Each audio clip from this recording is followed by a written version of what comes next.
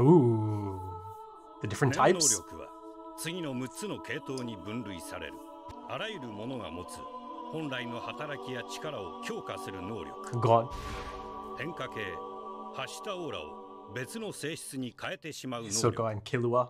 具現化系、 God. 変化系と似ているが、発したオーラを実体化させる能力。 Is that Krapika? 発したオーラを弾丸のように飛ばす能力。 Oh, it is. It's Leorio. 操作系、 Oh, オー okay. ラで物質や生物を操る能力。 Illumi and maybe Krapika again? これら5つとは違う分類できない Ooh, レアな能 okay. 力。 These are some interesting looking silhouettes. You know, him possibly coming back, if he comes back at all, is probably going to be near the conclusion, right? Of the series? Ah. ゴンとキルアがクジラ島を旅 Familiar 立った頃、 sight. 新たな旅立ちの時を迎えていた。 Oh, okay. It's gonna go back now. 私を覚えているのか。 Ah.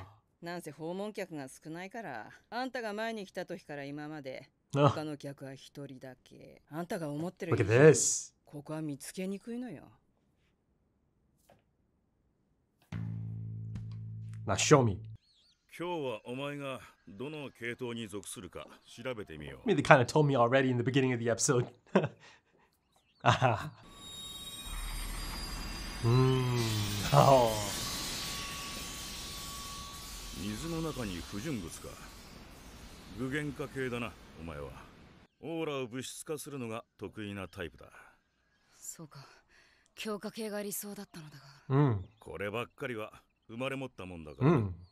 強化系の技も覚えられないわけじゃないがな。特質系がゼロなのは？特質系ってのは特別でな。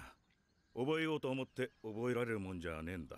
大抵が血統だったり、特殊な環境で育ったりが作用する個性的な能力だからな。なぜこの位置にあるかっていうと、後天的に特質系に変わる確率が高いのが両隣の具現化系と操作系だからだ。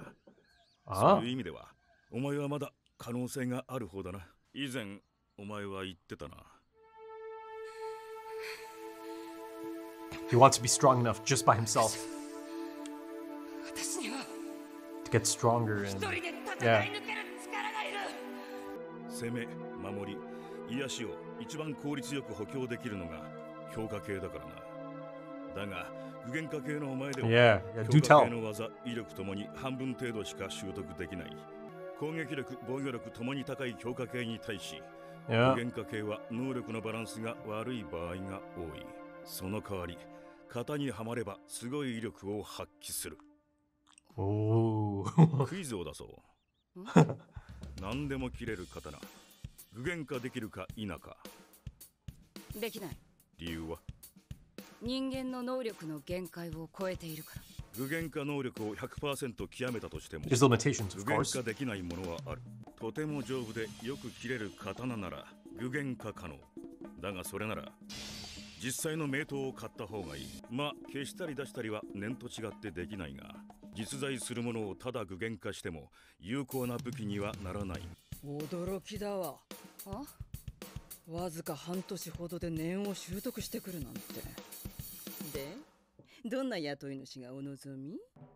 雲についていいことを教えよう。9月1日、ヨークシンシティで待ってる。He already looks older here. Look at him. Could be the hair. 強い権力を持つ人物がいい。仕事の内容は問わない。ハンター歴0年のあんたを雇うとは思えないけど。I'm sure there's someone. 3人とも身辺警護込みの依頼よ。内容読むから選んで。1人目拳銃マニア、2人目骨董皿収集 Ooh, 家、 oh, I think it's going to be the third one, isn't it? 3人目人体収集 Human trophies. 全身入れ墨側の小竜図極美品ゼリー状の幼児と And special eyes. さて誰にする？ Oh, you're seeing it right there. 具現化系と聞いたとき、最初に頭に浮かんだものだ。なんでだろうな。Yeah, do tell. 地獄に繋いでおかねばならない。Ah. この世で残るし Oh. 縛られてるのはむしろお前自身のような気がするがね。貴様に何がわかる？てめえちょっと待て話も途中だ待てこらただの鎖を物質化しても意味ねえんだぞかといって絶対にちぎれない鎖なんて具現化不可能だ Oh, I like this track.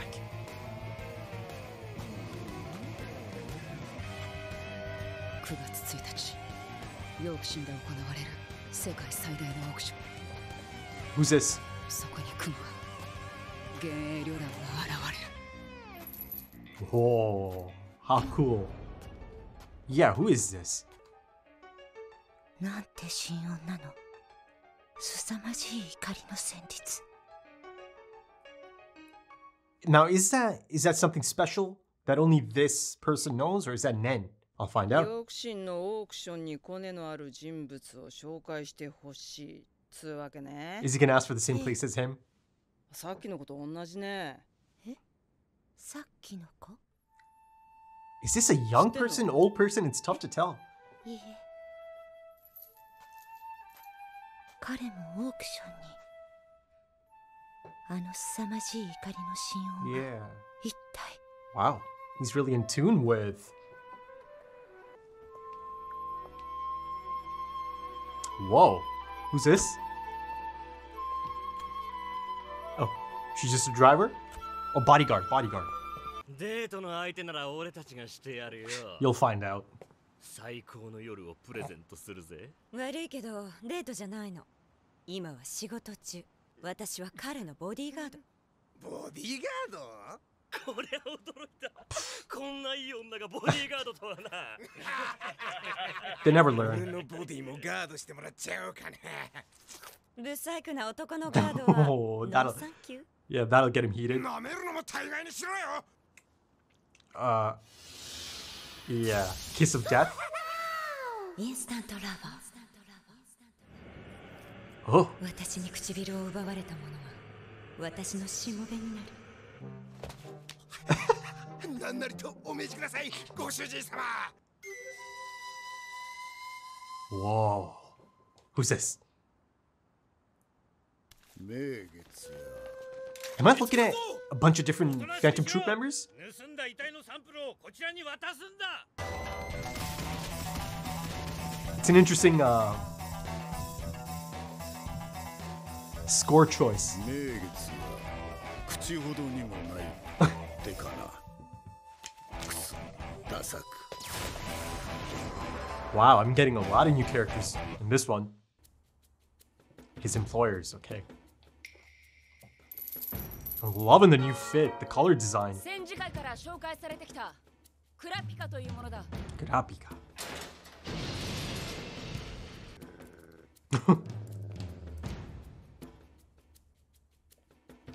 ようこそいらっしゃいました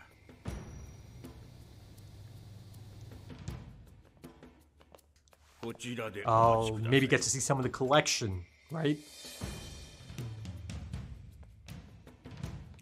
Okay. Ah, it's her. And him. And him. And him. 早速だが条件を伝える君らがライセンスを持っているか否かは問わない That voice. 要はこちらが望むものを手に入れてくれるかどうかだどうぞデータカードでございます Ooh, this voice as well.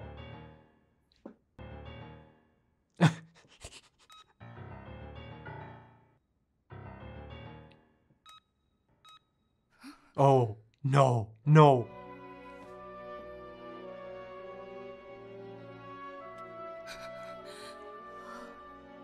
No. 入手難度 A 死後ヒーローで定着したもの頭部とセットがベスト聞いたことあるぞクルタ族ってのは興奮状態になると Yeah, 目 you're がヒラ yeah, you're about to see a few. 黙ってろ探し出すのはそのリストの中の一つだけでいい Oh god. それをクリアすれば正式に契約し護衛と収集活動を担ってもらう必ず探し出すまずは取り入る信頼を得るために画面越しに話していた人物はおそらく依頼主ですらない。それが現在の私と依頼主との距離。この距離を限りなくゼロにする。相手が気を許し秘密の共有をも求めてくるほどに、コレクターは常に2つのものを欲している。一つはより珍しく貴重なアイテム、もう一つは自分のコレクションを自慢できる仲間。人体収集家同士の横のつながりがあるはずだ。ヘドの出る欲望を比べ合うゲストもの交友録、必ず手に入れて一網打尽にしている。一つ言い忘れたが、強いことが雇用の最低条件。その館から無事出られるくらい最低な。Okay, maybe they don't know each other. Whoa. Interesting approach, but I get to see it. Oh, it's gonna end. 同胞の仇、幻影旅団への復讐を果たすために動き出したクラピカ。今、彼の新たな戦いの幕が開く。今日ご紹介するのは水剣クラピカの師匠、放出系の能力者だ。念の師匠には出会うべくして出会ってるんだね。俺たちもな、袖振り合うも多少の縁ってな。Okay, I think it's safe to assume that this is indeed the first episode of the Yorknew arc. Unless, of course, you know, it happens to be this, I don't know, in-between mini arc. Right? Maybe. But I think it's pretty clear that this is it, right? It's the beginning of it, at least. Now, you know, of course, much to get to. Let's kind of focus on the ending there. You know, immediate challenge, and immediately gives us a chance to have a look at you know, the chains, right? I mean they certainly look the part, right? They do. It's a really, really cool add-on. It's a really cool character design feature, right? And, you know, in terms of character design, yeah, you know, Kurapika really, really had a bit of a, not a glow up, you know, not a glow up. I almost said glow up. But there's, I don't know, there's growth, that's for sure, right? Because again, you know, it has been 6 months since. So yeah, you see it, you know, in the length of the hair, you see it even in the face, actually, the way it's drawn, right? So, you know, some of these features really stand out now in comparison to, you know, the design from before, right? He's got a new poncho, and of course, you know, excuse me if I'm, you know, using the wrong term here, but as of this point, that's the thing that kind of fits the closest to that description. And surely this is kind of a traditional garb from his clan. But also, speaking of that Lake clan, it's an absolute nightmare, isn't it, for him? Because he has to, not constantly, but from time to time, he has to deal with this commodification of his people, of his clan, right? Reduced to a commodity, on top of losing all of them in something that could ultimately end up being as simple as a job, right? Something as simple as, you know, the Phantom Troop just, you know, looking at them as commodities, right? It could be as simple as that from one perspective, right? But of course, it's not that simple from Kurapika's perspective. No, not at all. But, you know, again, this is one of those things he might have to, you know, face at some point. That there is a good chance that there might not have been a rhyme or reason to this, right? This is a mercenary group in the Phantom Troop. And of course, understandably, he is, you know, really quite upset and triggered, full of rage in that moment, right? It's just so sad, isn't it? Right? It's just this list of items. Oh, you just need to bring us some of these items, right, as part of your test. It's just, yeah, it's crazy. But, you know, the thing is, he's got to be a little bit more careful, I think. Though, you know, it's interesting because the Scarlet Eyes, you know, I see them twice in this episode. I think in some of these situations, especially being in that room, he's going to have to be a bit more careful about that, right? Though the thing is, it looks a little bit different, doesn't it? It doesn't appear to have that full scarlet shade to it. It was actually really quite dark. So it appears that he's also actively trying to mask it somehow. You know, he is trying to suppress it somehow as well. So yeah, it's interesting. You know, it's a different look. But the thing is, the handlebar mustache guy, you know, one of the handful of new characters, he noticed he noticed, or at least he noticed enough to know that, okay, yeah, just, ignore him, ignore anything you just saw. And then of course, also beyond potentially picking up on the eyes, or as much as you can, given how they look a little bit different, he picked up on the fact that, yeah, he's really quite pale, right? He's reacting to something. So I think, Kurapika is, and I'm sure he'll adapt to this. I think he'll have to mask his feelings, because, he is going to run into this problem a few more times, I'm guessing, right? The mention of his clan, the mention of the Scarlet Eyes in this capacity, in this setting, right? As commodities, as human trophies. So even though realistically and naturally, it might be a struggle to do so, but he is going to have to suppress those feelings once he's really truly in. And, at this point in time, it feels like this is the closest he's been to his target, to his goal, to his justice, his vengeance, because now he does have access to a different type of power, since learning about Nen, and since, learning about being a conjurer, right? Even though ultimately, or initially, he wasn't the happiest about it, right? And then, right then and there, you see the contrast between his reaction and Gon and Killua's reactions, right? And then, of course, you see the contrast in terms of ambitions, in terms of, goals and disposition and all of that, right? For Gon and Killua, a lot of it is kind of, fun in games. I mean, a part of it is fun in games for sure, but it's just not the same thing, is it? Because for Gon and Killua, it does truly feel like it is about the journey itself. But here in Kurapika, you've got really quite the stark contrast, because everything Kurapika does and everything he's learned about Nen, everything is always applied to his pursuit. So everything he's learned about Nen, the different categories and all of that, he's always thinking about, how does it apply to my goal, to my target, right? And then, of course, his initial reaction to finding out that he's not an enhancer is one of disappointment. Because, again, after learning all of that, he kind of gathered that, enhancer, or the abilities of an enhancer, are the ones that are best suited to his goals. But I'll come back to that in a bit. Him learning about Nen and his reactions to all of it, and his reactions to his sensei. But let's kind of focus on the ending there, because now all of these applicants are immediately being tested. And, like I said earlier, I get to see the chains. I get to see them in action, right? Really soon.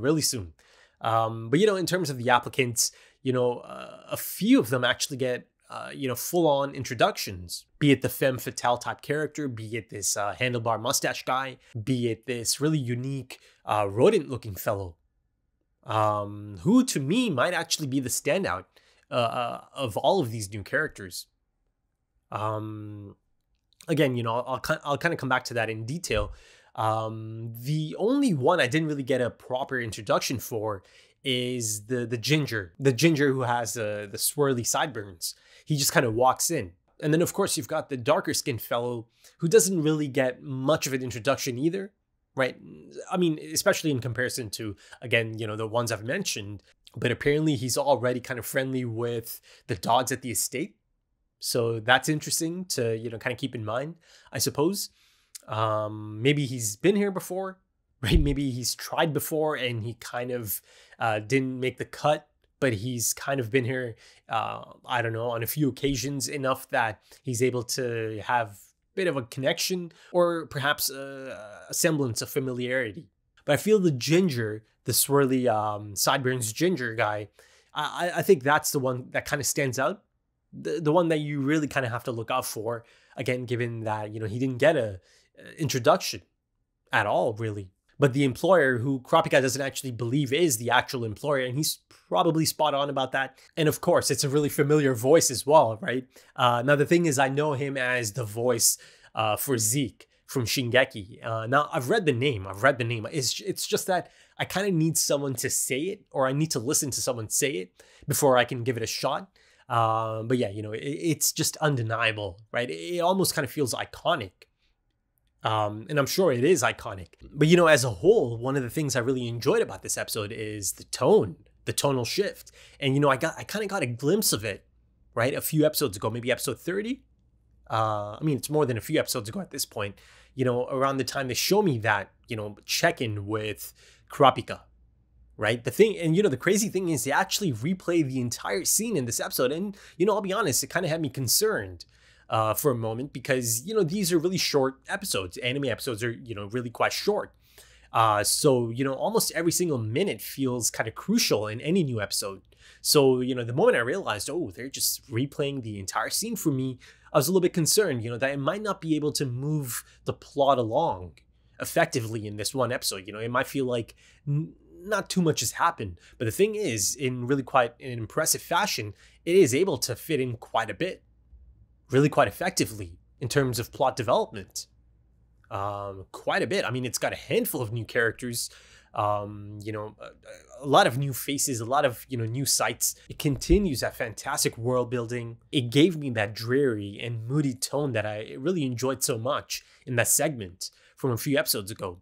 And if this is the tone for the Yorknew arc, I'm all for it, right? I'm all for it because again, it makes a lot of sense given the fact that Kurapika is the center, is the focal point of this arc. And the thing I really enjoyed and really appreciate in this one is the fact that the color design even appears to be kind of reflecting that tone, right? Maybe I'm overthinking it a bit, but to me, it actually did feel like there is a bit of a departure in comparison to the warm and vibrant color design of the last few episodes. And of course, the last few episodes are Gon and Killua back at Gon's home, right?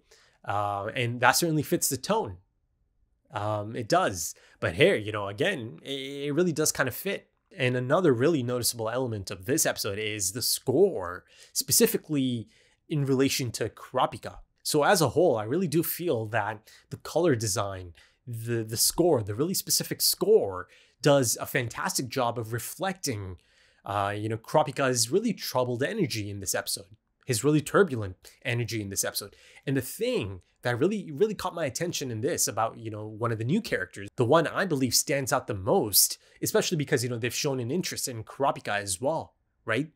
More so than just noticing that turbulent and troubled energy, it appears that our new, really interesting looking character, again, it sounds a little bit harsh to say that they kind of look like a rodent, but, that's a design. And it feels like it is by design. But also beyond that base level character design, right? You see that there's really quite the contrast. You see that there is a clear case of, the outer appearance and the inner beauty. Because I felt that, this character, they just have such a gentle disposition. This character really comes off as someone who is caring and nurturing, right? Because beyond just noticing Kurapika's troubled and turbulent energy, you see that he actually is showing concern for Kurapika as well, right? Beyond just noticing it, because noticing it is one thing, right? And the first thing, of course, but to kind of show this interest beyond that is something else altogether. And I think it is indicative of this new character's character, I believe, right? Because even there at the end, as Kurapika is thinking about this plan, right? I mean, Kurapika's really thought of this plan. You see that the new character is showing concern. They're studying Kurapika, watching Kurapika, right? And, of course, he appears to be really in tune with Kurapika's feelings, or perhaps a bit more specifically, his heart. But going back to the score in this episode, some of the new music I experienced in this episode, it's this mix of somber choirs and electric guitar, isn't it? It's quite the contrast. It really is. And it's just really damn effective. I really felt that it was so damn effective. And yeah, I enjoyed it, man. As you know, or maybe you don't know, maybe some of you are new. The score for anything, right? Film, shows, anime, gaming. It is something I pay a lot of attention to, as I do feel it is one of the most important elements of the production itself. And I think it's really easy to tell already because it's really quite clear that this anime, or the production of this anime, has done a fantastic job of incorporating that music into the story itself, right? Sometimes you'll get music that is just there. You'll get a score that is just there, right? Just think of any incredible scene out of a game, out of a show, film, anime, anything. The score itself is doing a lot of the lifting. It is. It just is. The score truly makes a scene. It makes it the scene that it is. And as far as the anime goes, I've been really treated really treated, you know, be it Shingeki, be it Vinland Saga, be it this anime now. Chainsaw Man, incredible score. Death Note has really fantastic music. You know, Full Metal Alchemist and EVA, both of those have fantastic scores as well. So yeah, you know, it's so far so good. But yeah, like I said earlier, the score in this episode specifically is really reflecting Kurapika's energy. Troubled and turbulent, deeply entranced in this existential despair and depression, right? Punished Kurapika. You see in this episode that this is a Kurapika that is even more obsessive about this than before, right? You see quite a methodical Kurapika. You see a Kurapika that doesn't have time for pleasantries at all. Hell, you know, at one point he's actually kind of rude, right? You see that he is stubborn as well. I mean, you know, his departure from, I guess it wasn't really a dojo. Maybe it was, because, you know, in that quick update about Kurapika and Hanzo, you know, it's a split screen. I thought it was kind of like a dojo he took him to. But yeah, you know, his departure, it's not on the best terms. Again, he's kind of rude to his teacher, his sensei, does not care. You know, at one point he decides to completely just dismiss his opinion, right? Because, you know, he's kind of giving his take on the chains, right? That choice, and it kind of actually being pointless, right? And at that point, Kurapika decided, nah, I've had enough of this. I think I've gained everything I needed to gain from this man. Now it's time to go, right? You see, there's a bit of, I don't know, he's edgy. He's certainly quite edgy in that sense. I mean, it certainly goes back to that lone wolf aspect of it, doesn't it? For Kurapika, you know, because ultimately it's just so deeply personal to him, right? And, you know, I think it's been made clear at this point that he just doesn't want blood on anyone else's hands on his behalf, right? You know, I've explored the idea of, you know, his friends potentially helping him, but I mean, it's clear that, you know, he does not want that one bit, right? But I've also explored the idea of him getting outside help, you know, possibly a mercenary like Hisoka. But, you know, since then, there's been exciting developments. You know, I found out that Hisoka is essentially a bit of a Judas, you know, he's just there, and the Phantom Troop is just another target to him. So that aspect of it is really quite exciting as well, right? Because again, you know, you have two characters here who kind of have goals that align with each other's. And yeah, you know, I mean, Hisoka knew this, right?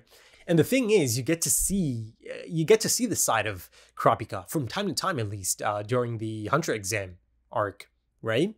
I mean, if you go back to the first episode, that is Kurapika, right? That is Kurapika. But then also you do see the effect that these friends had on him, right? People like Gon, people like Leorio, even people like Killua, perhaps, right? But now you clearly see that he's kind of gone back to that lone wolf Kurapika, right? That, you know, the softening influence of friendship is not present at the moment. But also it makes this upcoming reunion even more fascinating, doesn't it?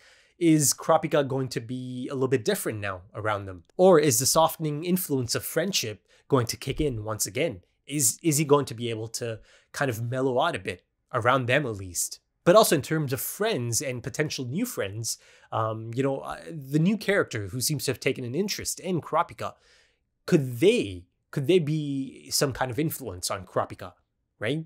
Could they have an impact on Kurapika? Could there be a softening influence through this new character? But he's really quite dialed in at this point, isn't he? He's really quite disciplined. You get to see a bit of that high level of planning, right? Long-term plan of action. I mean, he's got it all figured out. He's not winging it. But, you know, in terms of Kurapika finding out that he's a conjurer rather than enhancer, the one he really wanted, because it's, again, best suited for his needs, you know, at points it kind of felt like it's really downplaying the conjurer ability or category. You know, it kind of really presented it as this double-edged sword, right? But again, you know, they also specified, or his sensei specified that, you know, in the right circumstances, it's also incredibly effective.